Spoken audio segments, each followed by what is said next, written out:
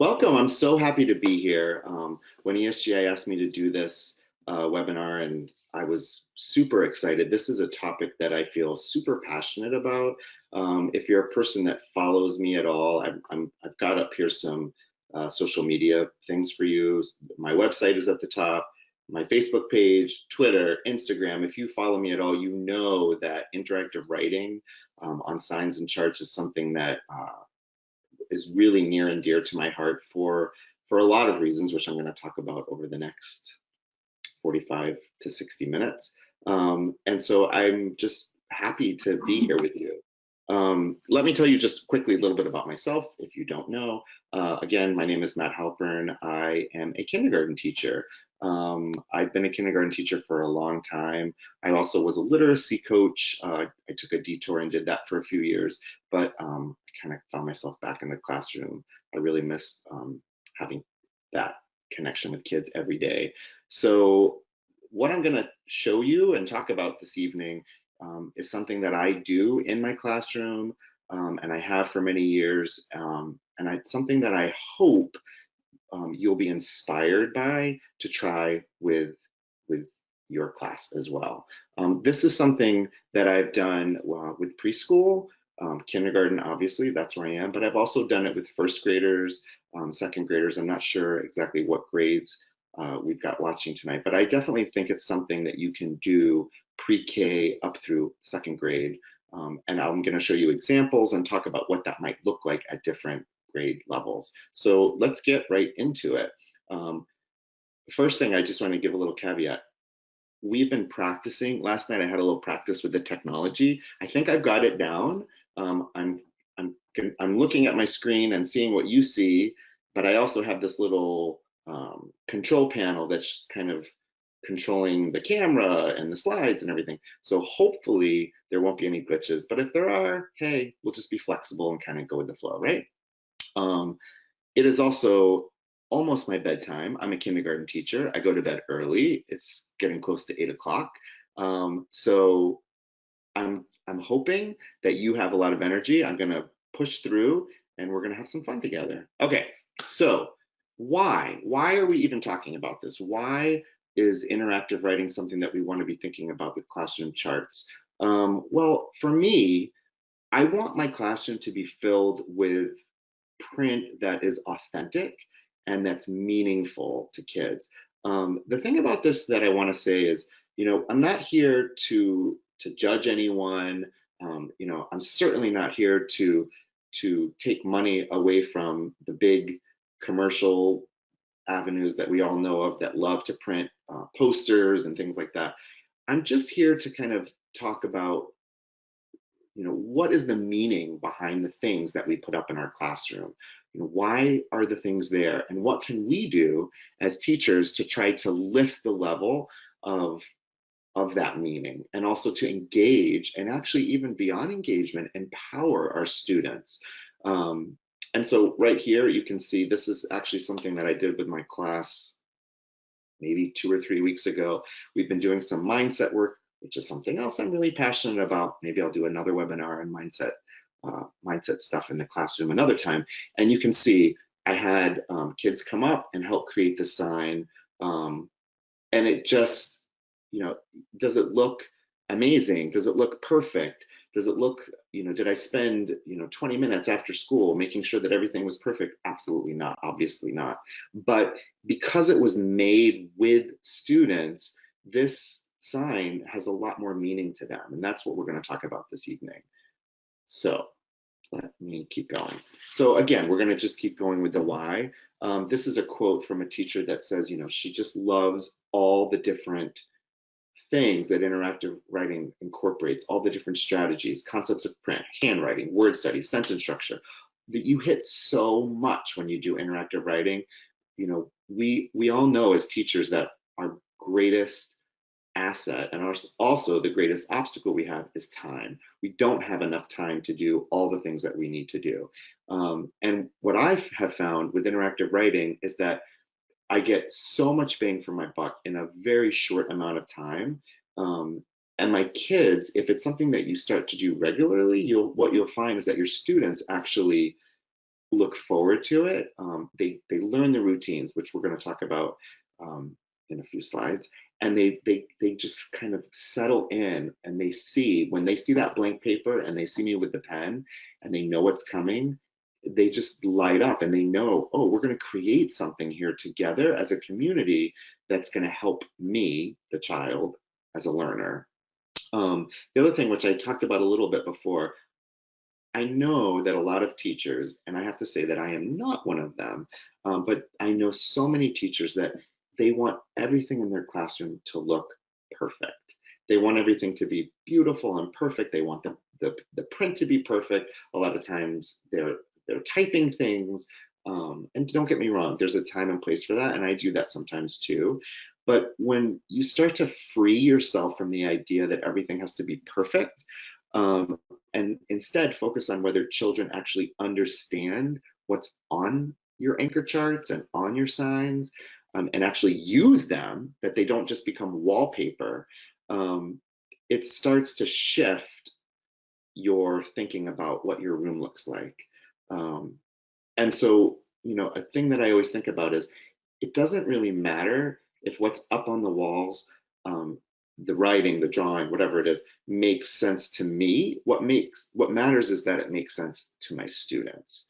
Okay, so just a quick little clarification. A lot of times we talk about shared writing and interactive writing, and what's the difference.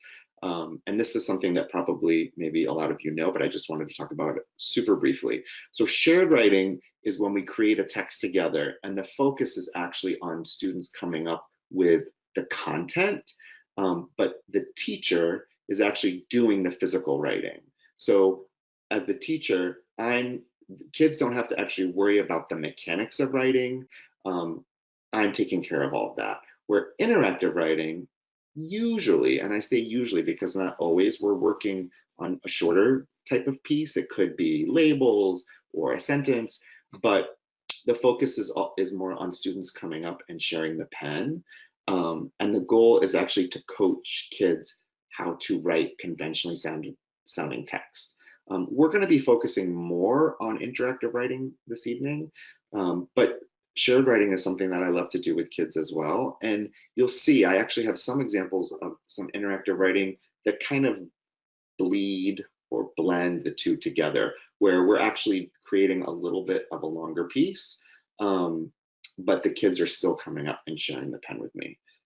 The other thing I want to say just before I move on is that there really is no right or wrong way to do interactive writing. I know a lot of times teachers are, well, what's the right way? The right way to do it is to do it. The wrong way is to just say, this is scary, it feels uncomfortable, and not even do it at all. So let's keep going. So why? Again, I said this already, but the content of what we're writing is meaningful to students. So the picture that you're looking at on this slide, this is actually my kindergarten schedule, and I call it, I don't say this to the kids, but in my head I say in process. So this is something that I created with kids really the first week of school. And then as the school year goes on and we work more on handwriting and we work more on some of the mechanical pieces of it, we will edit and modify and add to our schedule. But again, this isn't perfect. This doesn't look super pretty. It's not colorful. There aren't lots of different fonts, but I'll tell you something, because my students made this, they're so in tune and engaged with the schedule. And I actually have kids, this is not really anything to do with interactive writing, but I have kids help me typically at the beginning of the day, sometimes at the end of the previous day, change the schedule for the next day or for that day. And because they help make it, they know and they can read all of this. And again, as I'm saying this, I'm thinking that some of you might be thinking, well, how did you do this the first week of school? And I'm going to talk about the how in a little bit. Again, we want to anchor students' learning in something that is authentic.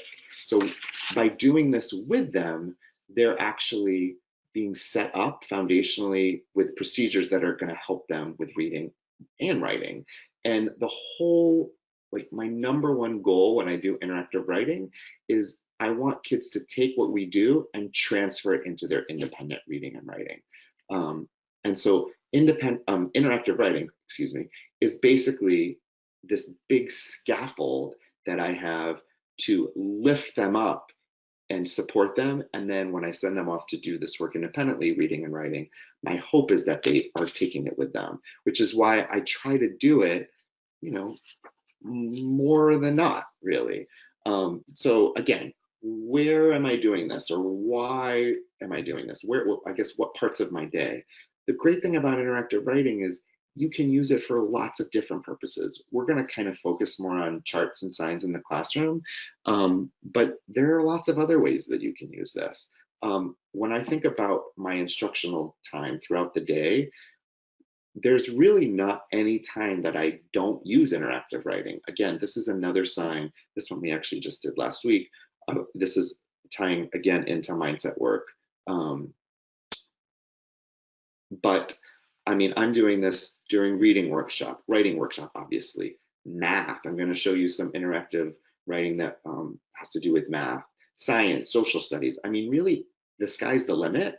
But for me, when I'm thinking of things that I'm going to put up in my classroom, the things that are going to become kind of the tapestry of our room, it's really important to me. And this is a kind of a philosophical belief that I have, that kids have some involvement in that. I saw a quote, and I can't remember who said it, but I saw this online, and I was like, ooh, I love that. And it was, what the quote was, if it's something that you didn't make with students, it's not an anchor chart or a sign, it's a poster. If I want to call it an anchor chart, it has to be something that students had some part of making. Even if I'm doing most of the work, they were at least involved in the process. Okay, so then we're getting kind of near the end of the why, and then we're going to start talking about kind of the nitty gritty. But the other thing about interactive writing is it really helps build community. It's something that typically we're doing whole group. I do sometimes do it small group, and I'll talk about that a little bit later. But I love the idea that as a group, we're gathering together. And the language that I often use with my students is, typically only one child can come up at a time to share the pen, and we'll talk about what are all the other kids doing. But the language I give to my students is, I'll say, Rochelle is coming up here to help me write this word. She needs our help. So it's a team effort. And the other thing I love about it is it really helps build the idea that we're risk takers, that we need to be brave in our learning, that, sometimes when we come up, things are going to be challenging and hard, but as a community, we will support each other in doing those things. And then, again, the last thing about this that I love is that interactive writing, by the very nature of what it is truly, truly differentiated by nature. So every time I invite a child up to write, I'm modifying what I'm doing. I'm raising the level or I'm lowering the level based on what I know about that student. So for example, if I invite a child up and I know that that child is really working on, maybe just the first letter in her name, and her name is Rochelle. I'm going to keep using Rochelle because she's our great moderator. I'm thinking about a word that has an R in it, because I know that that's something that she probably can come up and do successfully, or maybe needs a little support with, and I can do that for her. Sometimes, depending on the child, again, this is where we start talking about pre-K, beginning of kindergarten, there are times where we're doing hand over hand. The child is holding the pen and I'm holding the child's hand and talking about the pathway of the letters as I'm writing them. That's one way. Another way to differentiate. So I'm meeting kids where they are. I was doing some interactive writing last year in first grade. I had a little stint in first grade last year, and I can't even remember what we were writing, but the word was moms, M-O-M-S. And, when kids start learning about apostrophes, they want to put an apostrophe on everything. And so the boy that had come up wanted to put an apostrophe. So right then I had like this little tiny mini tangent lesson about apostrophes. It wasn't something that I had planned, but that's something that he was thinking about, so I went with it. And that's just one of the things I love about interactive writing. It's just, you really get to be responsive to where your kids are. And sometimes it takes you places that you weren't expecting. So again, I feel like I'm beating a dead horse with this, but I want to make sure I say it one more time. I'm not here to judge anyone. When I started teaching, I would say that I probably did very little interactive writing, probably none.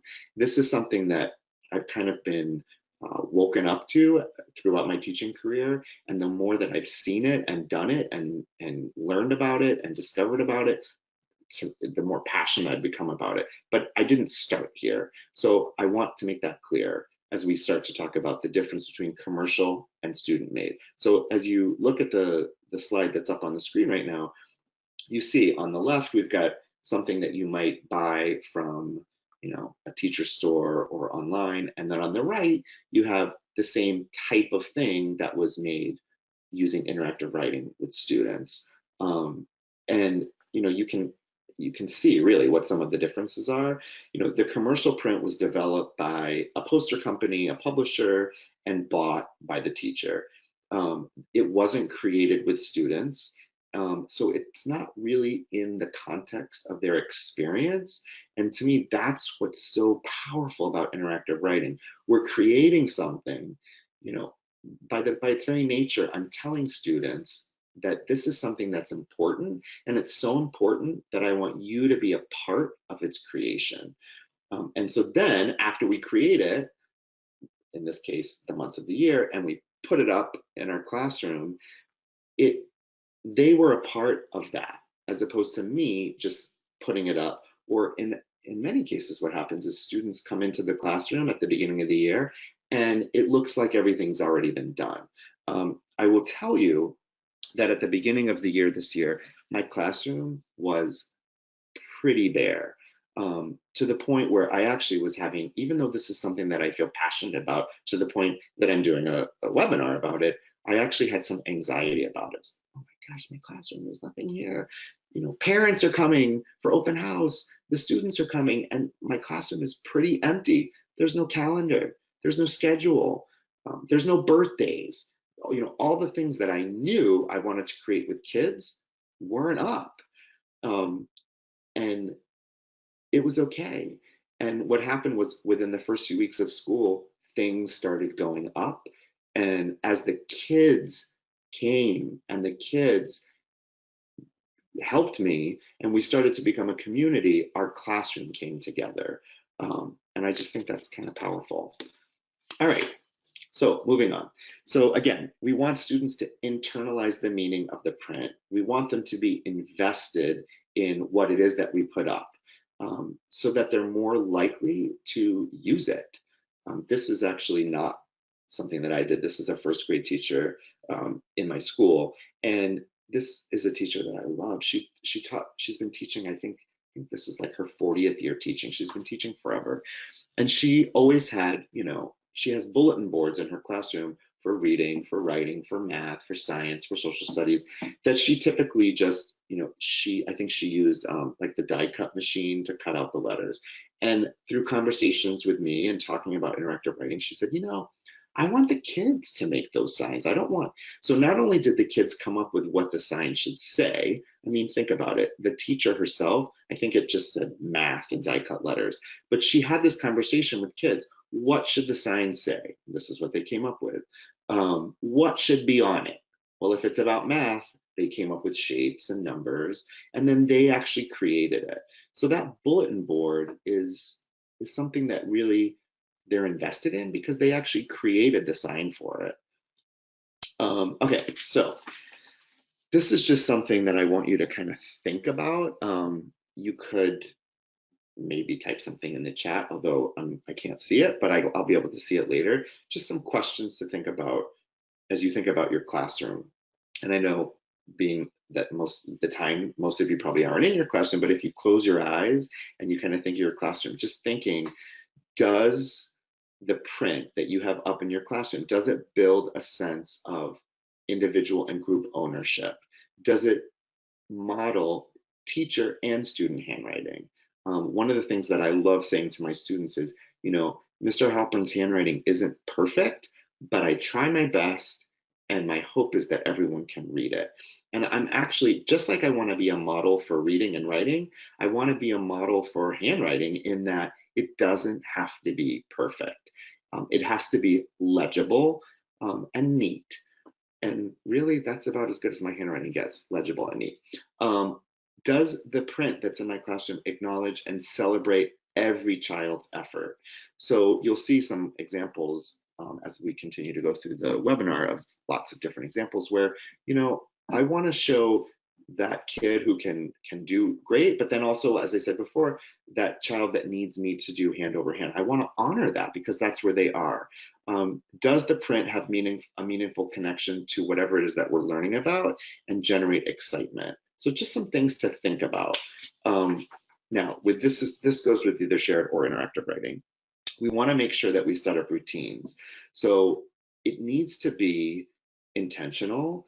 The other thing that I have gotten really good at is having materials easily accessible. So before I actually start the interactive writing, what I do is I make sure that I kind of have maybe a concept of what the sign is going to say, even if I haven't planned it out exactly, because I want the kids to be a part of the creation process, but I want to have a roadmap or a guide or an outline, however you want to think about it. A lot of times what I will do is I'll take a sticky note and I'll write down some thoughts, and then I'll just kind of put that sticky note next to me. So as we're doing it, I'll remember like key things that I want to make sure go on that chart in case they don't come up. And then also being responsive.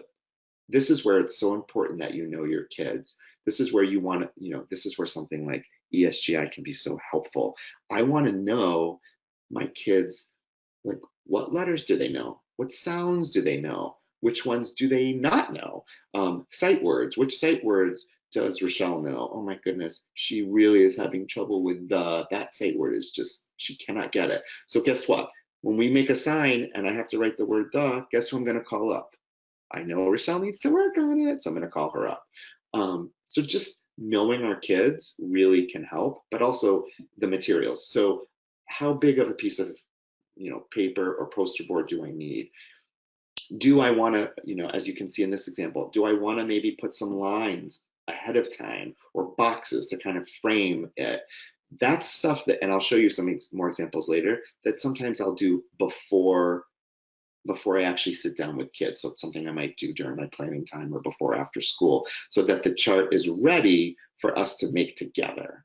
So here's a little tip that I think is something that people may not always think about that can be kind of handy. By the way, I'm totally going off on a tangent, but the way that this webinar is working, I can't see myself. So I have no idea what I look like right now, but hopefully I'm like in the frame and looking good. Okay, so here's the tip. One way to do bigger signs, bigger displays, is to do pieces of them in small groups. So during reading workshop or writing workshop, or if you're a preschool or kindergarten teacher and you have choice time, whatever it is that you call it, I will pull kids into a small group and we'll work on a piece of a bigger chart. And sometimes I'll do that over the course of a few days. And then once all the pieces have been assembled or created as a whole group, I'll have the kids on the carpet and we will assemble the bulletin board or we'll assemble the chart together. And that is just a little tip that I have come across. Like the schedule that I showed you way back when that we did that first week of school, I did that during choice time. So during choice time, I told the kids, I said, we need to come up with a schedule for our classroom. We kind of talked about it. I said, one of our choices today is going to be that you can come work with me and we'll work on our schedule. And so kids came over 2 or 3 at a time, and they all wanted to, because kids want to sit with their teacher, and we created different pieces of the schedule that we had kind of come up together, brainstormed together that we needed. And then when we came all together, we shared what we had done. Okay, so that's just a little tip. Oh, here's actually a picture of me doing the same work in first grade. So again, this was during like small group time. Kids were coming together and working on this. And I mean, it's basically what I just talked about, but you can kind of see the kids actually doing it. Okay, so how am I keeping all the kids engaged? A lot of people, I think part of the thing that scares them about interactive writing is the management. So if I have one student up at the board with me, what are all the other kids doing? So these are some ideas, and there are probably lots of other ideas. There's actually another idea that I thought of today that is not on this that I'll share with you. But so here's some ideas. You can have kids, you know, I always tell kids, take out your magic pen or your magic marker, which is your finger, and you can write on the carpet. You can write on the back of the person in front of you. You can write in the air. You can have kids stand up and do the writing in the air. You can take your magic paper out. Guess what that is? Your hand. And you can use your magic marker on your magic hand. I mean, your magic paper.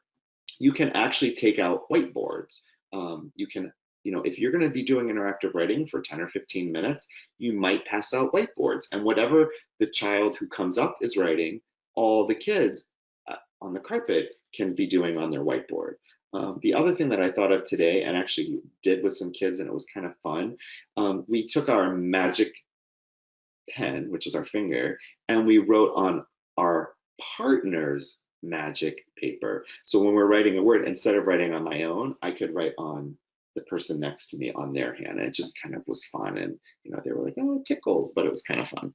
It just made it a little bit different. But you know, these are some, like I said, really simple ideas, but it really does keep the kids engaged. And what they start to learn is that the more engaged they are when it's not their turn, then the more likely it is that they're going to get called up. Of course, they all pretty much get called up anyway.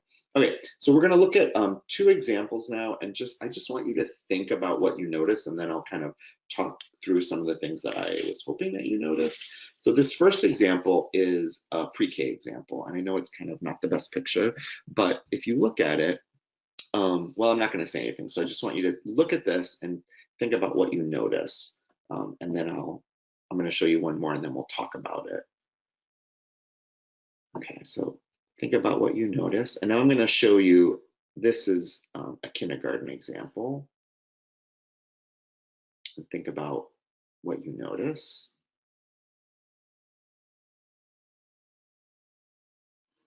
And now let's talk about it. So I'm actually going to go back because I think it will be helpful for you to look at the picture while I talk about it. I know it's a little crazy, but here we go.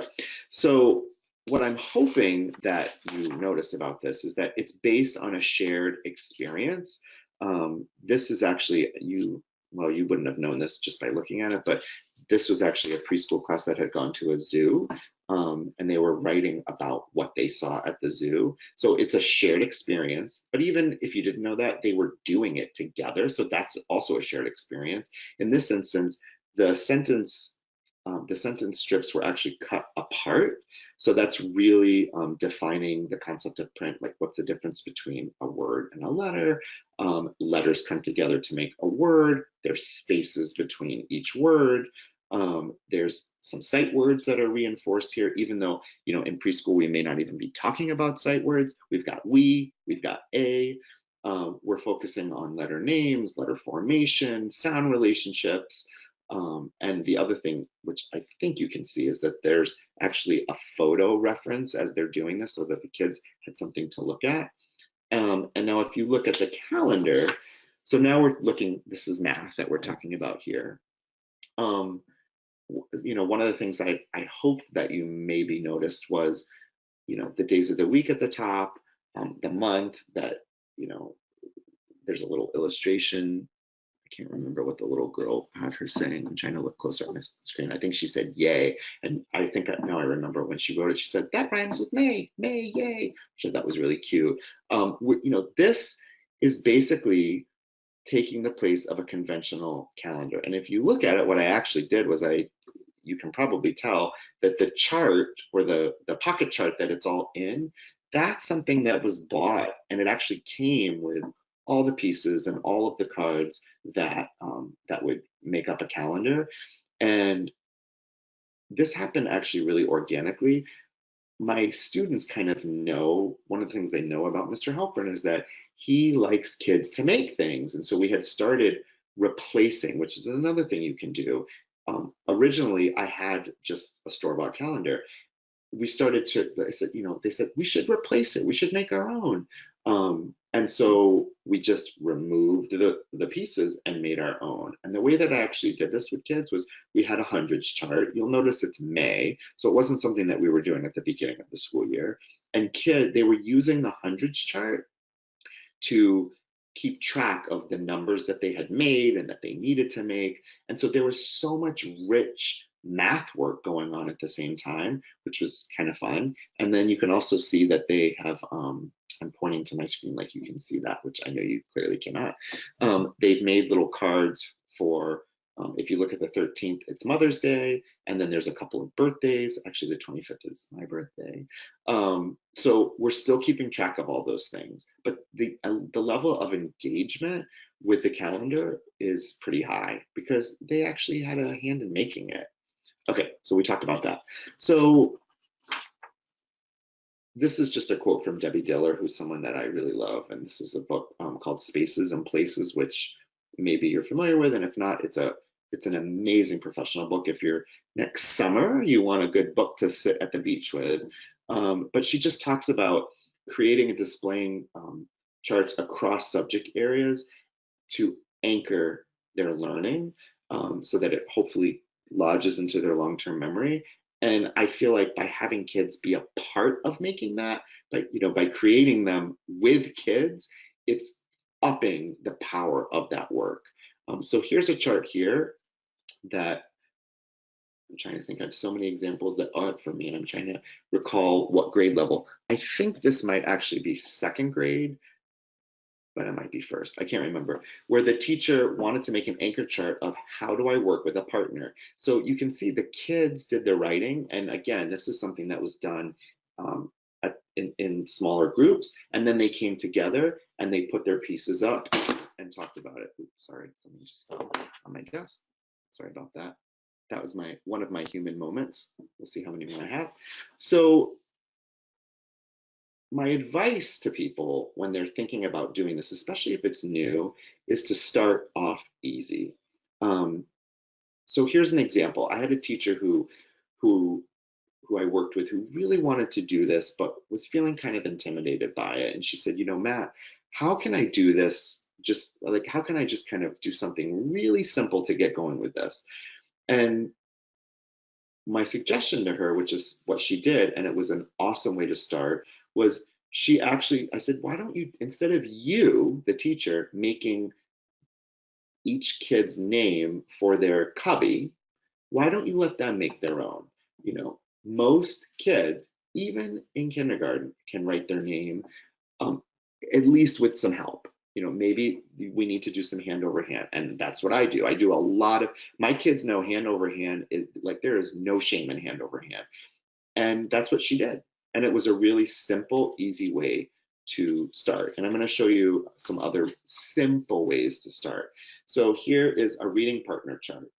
Again, the teacher could have just made the chart and written the kids' names in, but instead, by simply giving each child, and this was kindergarten, a sticky note, by giving each child a sticky note and then coming together to make the chart using the sticky notes, this chart really engaged and empowered kids. They had a part in making it. She did the top part, the reading partners, because that was important for her, that she wanted that to be neat. And that's the other thing. It's okay, like I said at the beginning, there's no wrong or right way to do this. It's okay for you to do part of the work. Interactive means that we're doing it together. It doesn't mean the kids are doing all of it. So you'll see some charts that I'm going to show you because I've got a lot more examples to show you. You'll see that at the beginning of the year, especially preschool, kindergarten, there's more of my writing on the charts. And then as the year progresses, less of my writing, more kid writing. Okay, so Here, this is my class. This is actually my kindergarten class this year. Labeling, you know, how many of us, I'm getting comfortable. I just took my shoes off and I'm gonna really try to sit comfortably now.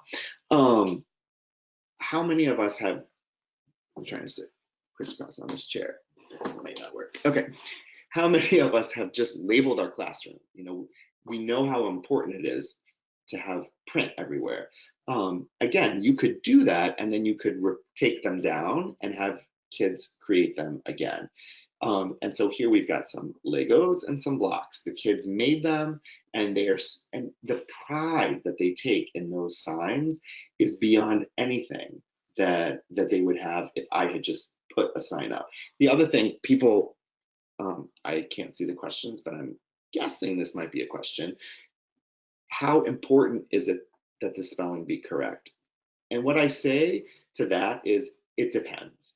For me, it depends on the meaning and the purpose. And for me, I want kids to be able to read it, and I'm not, you know, it depends. If it's something, and I'll show you some examples where for me it was important that the spelling was correct. If it's something that's going maybe in the hallway, or I think I have an example of a letter that we wrote to my principal about something, you know, things like that, I might want the spelling to be a little bit more correct, conventionally correct. And so there's ways to teach into that. But things that are just for us in our classroom, I want kids to be able to read it. And I think that these are great examples that you're seeing here. They're not perfect, the spelling, but they're, you can, you know, kids and adults can decipher and read it without any problem. Here's again, so now we're kind of getting into just a lot of examples. Here again, I'm gonna take a sip of water. What can I do with my reading partner? And kids came up, this was kindergarten. Echo read, I read a word, and you read a word. What does, you know, these are two different ways that I can read. And when kids go to read with their partner and they look at this chart, or I refer to this chart, they have like a higher sense of ownership because they made it. This is not my classroom, but I love it so much, so I wanted to share it. This is a kindergarten classroom, and this is their classroom library. And the kids actually did the labeling. And I just think it's awesome. I mean, how awesome is that? And talk about kids knowing where books go when they actually were a part of the labeling and organizing process. It's awesome. Oh, here's the letter that I was talking about. Okay, so there's a story behind this letter. I'm lucky in that my kindergarten classroom has a bathroom, which is amazing, and I would never complain about anything, except I did. So in this bathroom, there was a round handle. And so what would happen is the kids would go in and they would go to the bathroom and they would wash their hands. There's a sink in there. And then they would dry their hands, but they were still a little wet. And when they would go to grab the round metal door handle, they would slip and they could not get the door open. And so what was happening is all day long, kids were banging on the door because they were trapped in the bathroom. And I tried covering it with a rubber band. I tried all kinds of things, and it just, nothing was working. So in passing, I had mentioned to my principal the problem. And I think I said something to her like on a Monday, and maybe by like Wednesday, someone was there changing the door handle. She got it done like that. So I love my principal for many other reasons, but that was one. And so the kids came in the next morning after it had been fixed, and they were just in awe. It was like the coolest thing in the world. It's some old door handle. I don't know where they got it. Wasn't even, it wasn't bought. It was probably in the basement of the school or something. And it's gold. Well, not really gold, but like fake gold, brass or whatever. And the kids just think it's the coolest thing in the world that we have a fancy door handle on the bathroom. So what I had said to them was, I said, when you see Mrs. Nickerson as our principal and Mrs. Bossy as the school secretary, who of course they all also think runs the school, because the school secretaries kind of do run the school, right? Anyway, I said, when you see Mrs. Bossy and Mrs. Nickerson, you should probably thank them, because that was so nice of them. And the kids said we should write them a thank you letter, because they know how much I love to write and they love to write. So we did. So this was not something I had planned on doing. So I literally just grabbed a piece of chart paper and we went to town. And if you look at it, now again, as I told you before, I don't have the most beautiful, pretty handwriting, but you can probably tell what's my handwriting and what's theirs. Most of it is their handwriting. I think I wrote Mr. Halpern's class at the bottom, and I think I wrote and in between the two names. And other than that, kids did it all.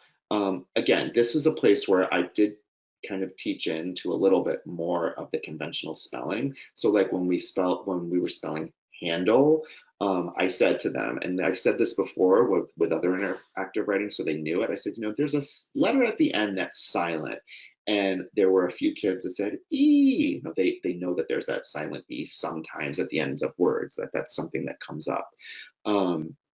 And then after we wrote it, I told the principal, I said, my class has something they'd like to present to you. She invited us down. We, some kids carried the letter. We went into her office, which was an awesome thing to do, because how many times kids think going to the principal's office is going to be scary. So this was like a fun thing that we were doing in her office. And I put the sign up on her board and we all read it. And of course we practiced reading it before we went. And then at the bottom, that's actually the door, and that little funny thing in the middle is the fancy handle. Anyway, that's the story behind this letter. I'm just checking the time. Oh my goodness, it's 8:15. Okay, let me show you some more examples. So here's some classroom rules. This is a first grade interactive writing. So again, there's really nothing on here that the teacher did. This is all kid created, with the teacher facilitating the whole thing. I'm going to go kind of quickly through these examples so that we can maybe have a few minutes for some questions. Here's some math, interactive writing. This was not my classroom, but another kindergarten teacher did some interactive writing after New Year's Eve. Now this is a teacher who has very, very, very, very neat handwriting. You can see the word fireworks was written by the teacher. But again, and you can also see there's some boo-boo tape, we call it. I think some people call it correction tape, different types of things. So again, if this is something that you're putting up and that's important to you, then you can certainly show kids how to use that to correct it. I honestly don't use it a lot myself. I want kids to feel free to make mistakes. And again, depends on the purpose of what it is that we're creating. But a lot of times I'll just put a line through it and we will move on. But again, it depends. I don't always do that. Here again is another little tip.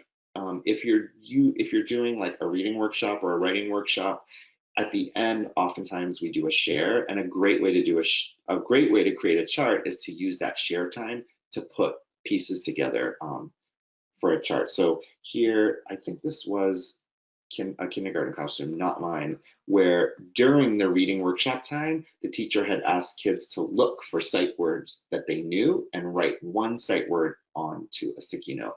Then at the share, the teacher had created the sign, words we know in a snap, and then as kids were sharing, their words were going up on the sign, and look, now they have this chart that they can put up in their classroom of all these sight words that they already know.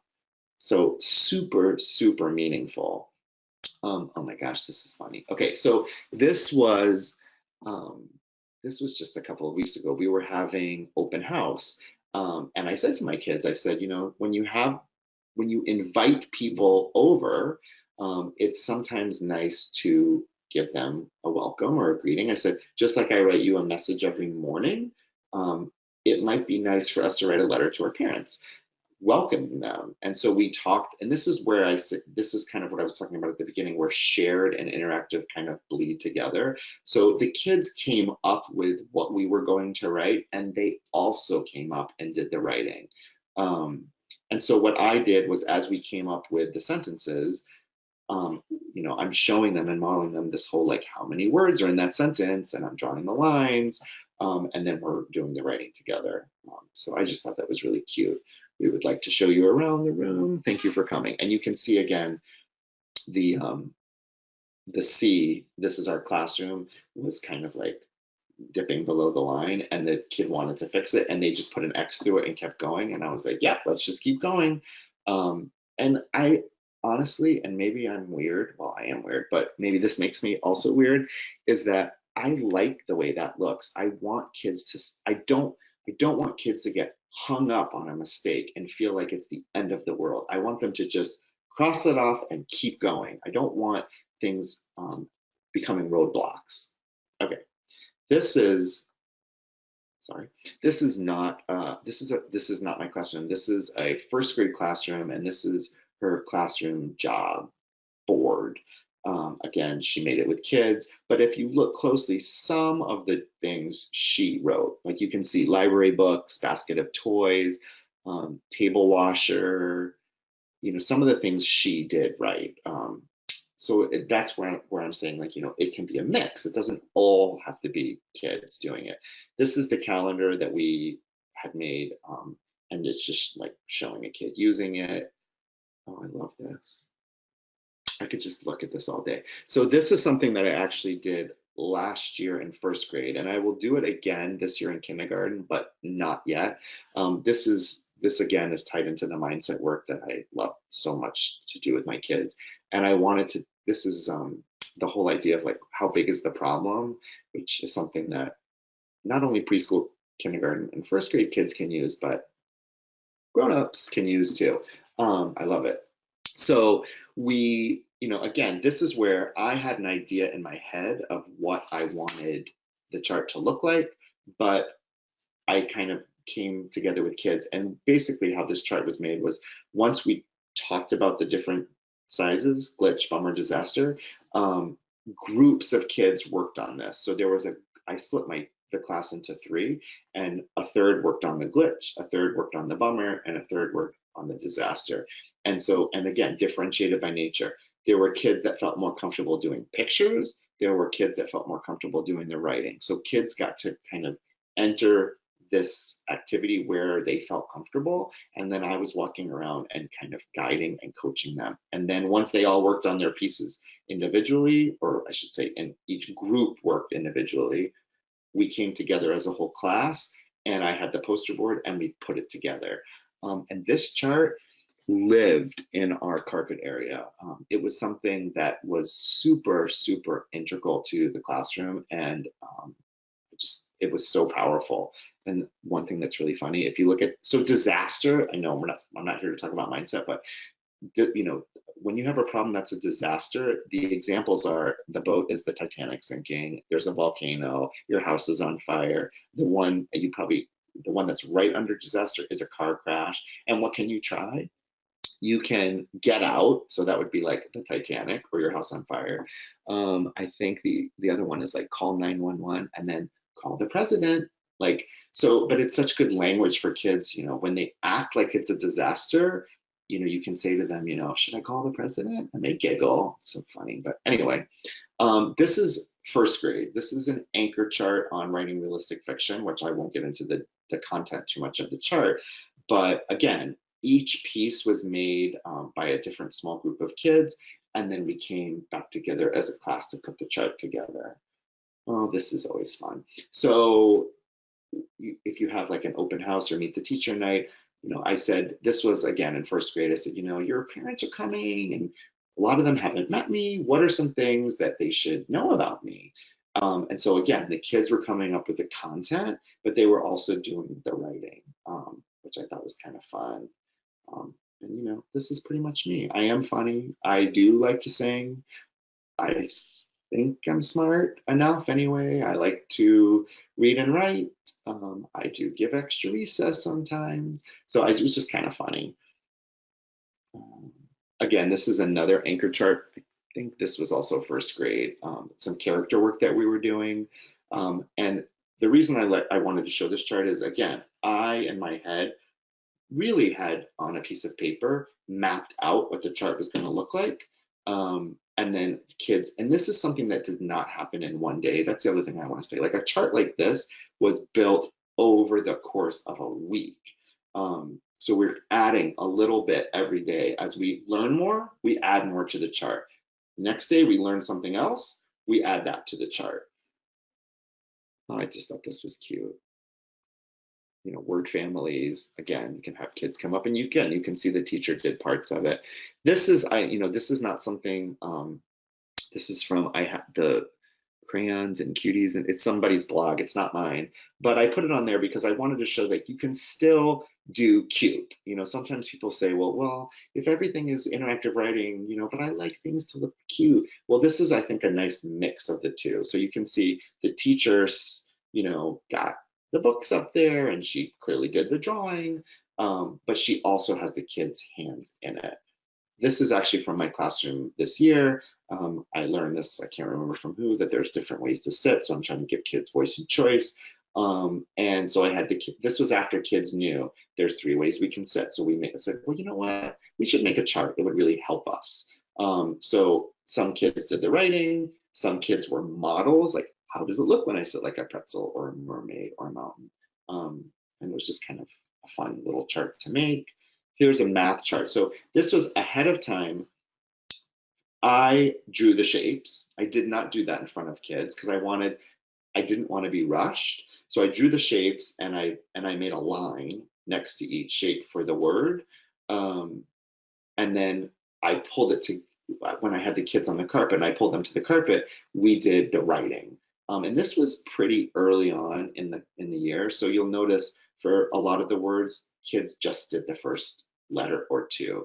So, rhombus, what do you hear at the beginning? Someone came up and wrote the R and I wrote the rest of the word. So it was a quick chart. But again, their hands were on it. This is actually a 2nd grade example. I just wanted to show at least one example of what it might look like at an older grade. Again, I feel like I'm running out of time, so I'm going to rush a little bit, but it doesn't matter because I was told that this is being recorded. How fun is that? So you can watch it over and over and over again. Who doesn't want to watch it millions of times? How to unpack. So again, you can use this for, and I have these things in my classroom for different procedures. This is another 2nd grade example of, what's a glossary, the different parts of nonfiction, and then this went up in the classroom as a sign. Okay, I'm done. I think I talked a lot, and I was thinking I was going to leave more time at the end. I think Rochelle's going to come back on, that we only have 5 minutes left. So if we don't have time for me to actually answer questions now, which I don't know, Rochelle will tell us in a minute, then what will happen is Rochelle and the lovely, amazing people at ESGI will send me the questions. And what I'll probably do over the next week or so is write a blog post and I'll put some of the questions and I'll answer them. And the other thing I might do in that blog post, which I wasn't able to do tonight, just because of technology, is share some videos. I know that a lot of people are visual learners, and I can talk about interactive writing until the cows come home, but what you really would love to do is come into my classroom and watch me do it. And I actually do have some videos of me making some of these charts that I've shown, and I can put those in the blog post when I answer those questions as well. And then this last little slide, which I think some of the information was at the beginning, there's my blog, which I was saying I'll answer questions in a blog post. I have a Facebook page, I have a Twitter handle. Instagram is like the new thing, right? I mean, a year ago, I didn't even know what Instagram was, and now it's like huge, and it's really fun, and I share a lot of interactive writing on my Instagram. So if you're on Instagram, you can follow me. If you don't use ESGI and you would like to try it, which you should try it, there's a little code there that you can use to sign up. And I think Rochelle's going to talk more about that. Absolutely. Thank you so much, Matt. I was out of breath. Here I am, and we could just do a lightning round of questions. How does that sound? Okay. There are so many good questions, but I kind of grouped them together because a lot of people had similar questions. So I'm just going to go lightning round really quick. Okay. Okay. Ready? I'm ready. Where do you hang all your anchor charts? Oh, that's a really good question. That's a really good question. I've never gotten that question before. I love it. So, now I'm wishing that I had taken some different pictures of my classroom to show that. And of course I didn't, but I can tell you. Or wait, I will take some pictures of that and I'll put them in a blog post. So there's different places that I do that. I do have I kind of have in my classroom a bulletin board dedicated to reading, writing, and math. So if the chart or the sign has to do with a content area, it goes up there. In my carpet area, there's a whiteboard, and then underneath the whiteboard, I have strategically, purposely left that blank.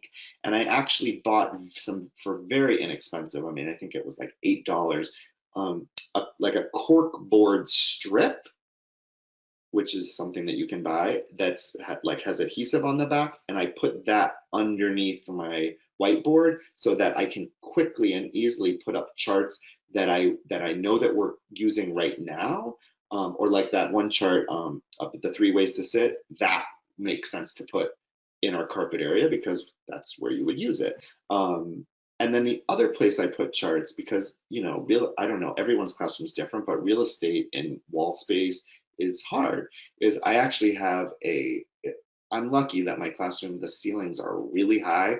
So I'm able to have a fishing line that goes, or like a clothesline that goes across my classroom, kind of near the back. And so like the mindset posters that I showed you about flexibility and persistence, those I actually hang on that line. So I'm actually going to write this down so I don't forget. If you don't write things down, you forget. I'm going to actually take some pictures, like I'm going to say far away. So you won't necessarily be able to see the content of the chart so great, but you'll be able to see kind of the real estate and how they are in my classroom. Okay, that's fantastic. Thank you. How do you handle the peer pressure? If you hear people talking about how bare your room is, it's difficult not to cave into the peer pressure. How do you handle that? Well, so this year, I don't know what it was about this year, but it really got to me. And so here's what I actually did. I was talking to another teacher who started doing this work. It was actually that first grade teacher who's been teaching for like 40 years. Over the last couple of years, she's been really owning this and wanting to do this with her kids. And I saw her and I said, her name's Beth. And I said, Beth, just what you said. I said, I'm feeling pressure. My room looks naked. There's nothing. It looks so empty when I look at some of the other classrooms. And she looked at me and said, Matt, this is your thing, And so to me, I think that, it's awesome if you can connect with somebody else who feels the same way.